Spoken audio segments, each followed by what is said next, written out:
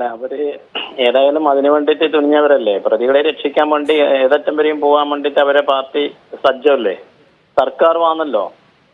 അപ്പൊ അതിന് സർക്കാർ പറ്റാവുന്നത്ര അതിനെ ചെലവഴിച്ചുവല്ലോ. CBI അന്വേഷണത്തെ സുപ്രീം കോടതി വരെ പോയി തടസ്സപ്പെടുത്താൻ വേണ്ടി ഉള്ള കാശെല്ലാം വാരി കൊടുത്തു. ഇപ്പോ ഇതിന് ശേഷം കോടതിയിൽ എത്തിയിട്ടാകുമ്പോ ശിക്ഷ വിധിച്ചിട്ടാകുമ്പോ അതിൽ നിന്ന് രക്ഷപ്പെടാൻ വേണ്ടി ഇപ്പോ അവര് കൂട്ടായിട്ട് CPM ഒരുമിച്ച് പണപ്പിരിവ് നടത്തി അവരെ രക്ഷപ്പെടുത്താനുള്ള മാർഗത്തിലേക്ക് പോകുന്നതല്ലേ.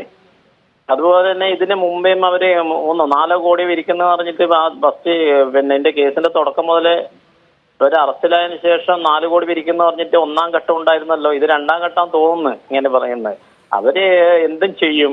കാരണം കാശൊന്നും അവർക്ക് പ്രശ്നമല്ല. അവരെ രക്ഷപ്പെടുത്തുക എന്നുള്ള ഒരൊറ്റ ഉദ്ദേശം തന്നെ അവർക്ക് CPM കൊലയാളികളെ രക്ഷപ്പെടുത്തണം. അതുകൊണ്ടല്ലേ മുമ്പേ കണ്ട ജയരാജൻ പോലുള്ള ആൾക്കാർ നേതാക്കന്മാരൊക്കെ അവിടെ സെൻട്രൽ ജയിലിൽ പോയിട്ട് ഇവരെ സ്വീകരിക്കുന്ന ജയിൽ മാറ്റത്തിന് ഇങ്ങോട്ട് വരുമ്പോൾ സെൻട്രൽ ജയിലിൽ കണ്ണൂരേക്ക് വരുന്ന സമയത്ത് അവരെ സ്വീകരിക്കുകയും അവർക്ക് വേണ്ടുന്ന എല്ലാ സൗകര്യങ്ങളും ഏർപ്പാടാക്കി കൊടുക്കുന്ന അവർക്ക് ഞങ്ങൾ കൂടെയുണ്ട് എന്ന് പറയുന്നു. അപ്പൊ അതിന്റെ പിന്നില് ഇവിടെ പാർട്ടിക്കാർ ഇവിടെ പുറമെ അതിന്റെ സാമ്പത്തികം പിരിക്കാനും ഇപ്പൊ ഒരുപാട് വക്കീലന്മാർ വേണമല്ലോ. അപ്പൊ അതിനെല്ലാം കാശ് കൊടുക്കണ്ടേ.